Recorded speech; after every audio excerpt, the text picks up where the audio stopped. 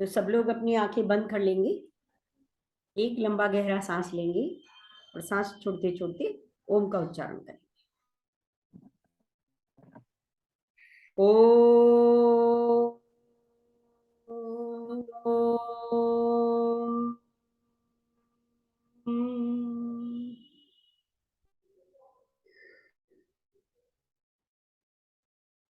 ओ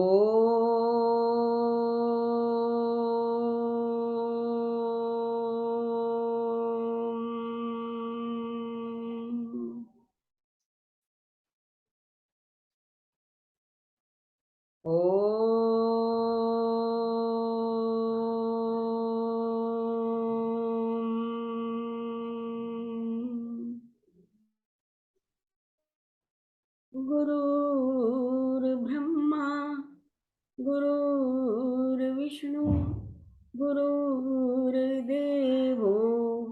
महेश्वरा गुरुर्साक्षात् परं ब्रह्म तस्मै श्री गुरुवे नमः। ओम शांति शांति शांति। जय गुरुदेव। और आज हम करेंगे 17वें अध्याय का 11वें श्लोक से करेंगे।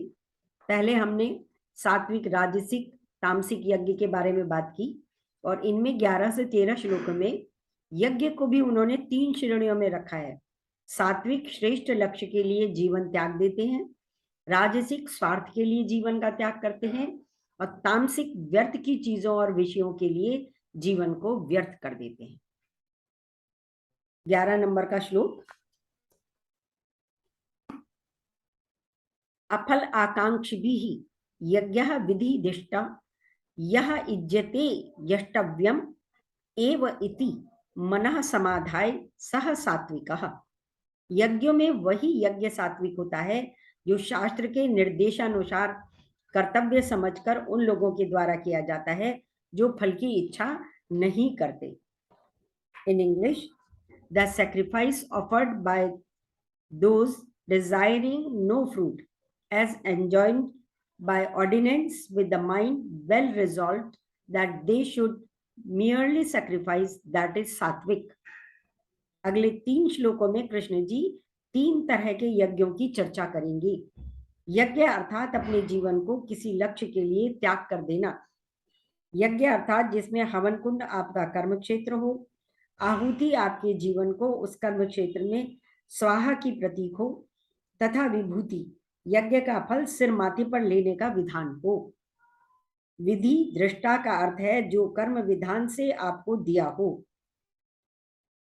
राज्य का कर्म विधान सभा बनाती है। हमारे कर्म प्रकृति के विधान बनाते हैं।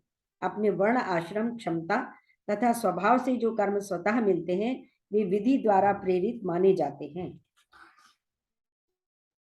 उदाहरण के लिए, आप गृहस्थ हो तो आपसे ये अपेक्षा की जाती है कि आप अपने गृहस्थ कर्म कीजिए। यष्टव्यम का अर्थ है कि करना ही है, आपके पास इसके सिवा दूसरा चारा नहीं है। आप अपने कर्मों से भाग नहीं सकते। भागकर जाओगे कहां? जहां भी जाओगे आपके कर्म आपके साथ रहेंगे।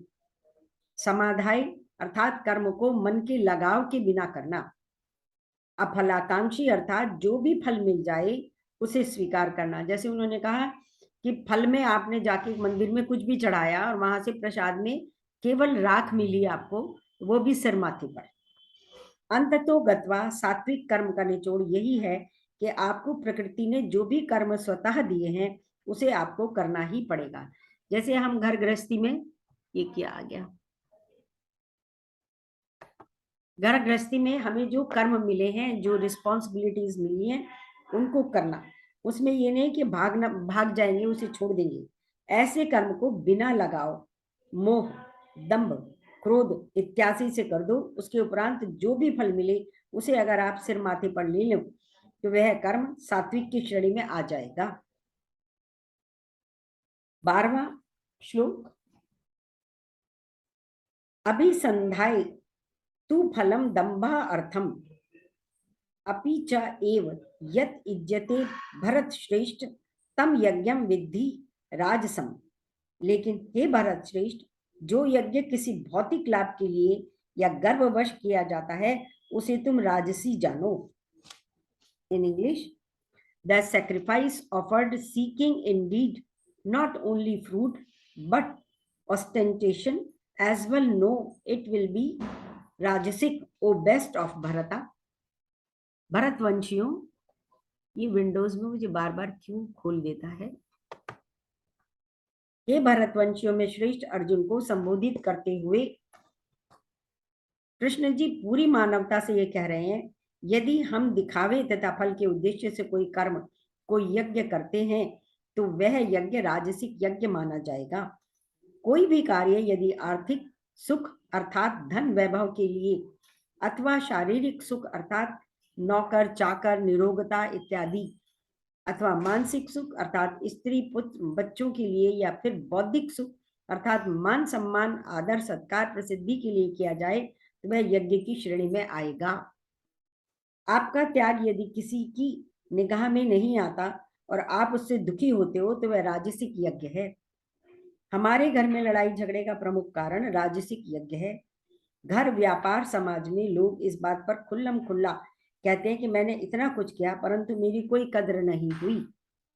सात्विक यज्ञ का परिणाम सुख है, राजसिक यज्ञ का परिणाम चिंता है, तामसिक का परिणाम क्या है वह हम देखेंगे अगले श्लोक में। 13वां श्लोक। विधिहीनम असृष्ट अन्नम मंत्रहीनम अदक्षिणाम श्रद्धा विरहति विरहितम यज्ञम तामसम परिचक्षते। जो यज्ञ शास्त्र के निर्देशों की अवहेलना करके प्रसाद वितरण किए बिना, वैदिक मंत्रों का उच्चारण किए बिना, पुरोहितों को दक्षिणा दिए बिना तथा श्रद्धा के बिना संपन्न किया जाता है वह तामसी माना जाता है। In English, sacrifice which is served from ordinance in which no food is distributed, which is devoid of mantra holy words of power, gifts and shraddha faith is declared tamsika। विधिहीन तामसिक यज्ञ को शास्त्रों की स्वीकृति प्राप्त नहीं है। उदाहरण के लिए कोई व्यक्ति जुए इत्यादि में धन का त्याग कर रहा है, ऐसे यज्ञ को शास्त्रों का आशीर्वाद प्राप्त नहीं है। अन्नदान रहित जिस त्याग में आप अपनी समृद्धि को औरों के साथ बांटते नहीं तथा मात्र अपने लिए सुरक्षित रखना चाहते हैं तो वह यज्ञ तामसिक यज्ञ कहलाता है। मंत्र रहित मीन्स मंत्र अर्थात कोई श्रेष्ठ उद्देश्य नहीं है, आलस्य से अथवा कृत्रिम तरीकों से जीवन जिए जा रहे हो, वह यज्ञ तामसिक कहलाएगा। सात्विक आत्म साक्षात्कार के लिए, राजसिक नाम यश इत्यादि के लिए, परंतु तामसिक का कोई लक्ष्य ही नहीं होता, वह बस धक्का मार जीवन जी रहा होता है। दक्षिणा रहित शुक्राना भाव नहीं है। गुरु अपने ज्ञान की कोई फीस रखता है वह गुरु निम्न है, परंतु शिष्य उसे कुछ भी दक्षिणा में नहीं देता तो वह और भी निम्नतम है। श्रद्धा रहित कर्म तो कर रहे हो परंतु ना तो उस कर्म पर विश्वास है, न लगाव, न कोई मजा, बस कर्म कर रहे हो क्योंकि उसके सिवा कभी और जीवन में कुछ सोचा भी नहीं। ऐसा यज्ञ तामसिक की श्रेणी में आता है। 14 से 19 श्लोकों में सात्विक, राजसिक और तामसिक तप, तन, वाणी तथा मन का तप श्रेष्ठ लक्ष्य के लिए किया जाए तो सात्विक, नाम और यश के लिए किया जाए तो राजसिक, अपने तथा दूसरों के नुकसान के लिए किया जाए तो वह तामसिक तप कहलाता है। 14 श्लोक। देव द्विज गुरु प्राज्ञ पूजनम शौचम आर्जवम ब्रह्मचर्यम अहिंसा च शरीरम तपः उच्यते। परमेश्वर, ब्राह्मणों, गुरु, माता पिता जैसे गुरुजनों की पूजा करना तथा पवित्रता, सरलता, ब्रह्मचर्य और अहिंसा ही शारीरिक तपस्या है। In English, the worship of gods twice born gurus and the wise and purity, uprightness, celibacy, and non-injury are called austerity of body. अगले 6 श्लोकों में कृष्ण जी तप पर विस्तार पूर्वक चर्चा करेंगे। आदि शंकराचार्य द्वारा रचित आत्मबोध में पहला शब्द ही तप है। तप अर्थात आपकी अपनी शारीरिक, मानसिक, बौद्धिक ऊर्जा को संजोकर किसी लक्ष्य के लिए लगा देना ही तपस है। तपस के 3 बिंदु हैं। पहला है लक्ष्य, दूसरा है ऊर्जा को संजोना और तीसरा है संजोई ऊर्जा को पूरी तरह अपने लक्ष्य पर अर्पित कर देना।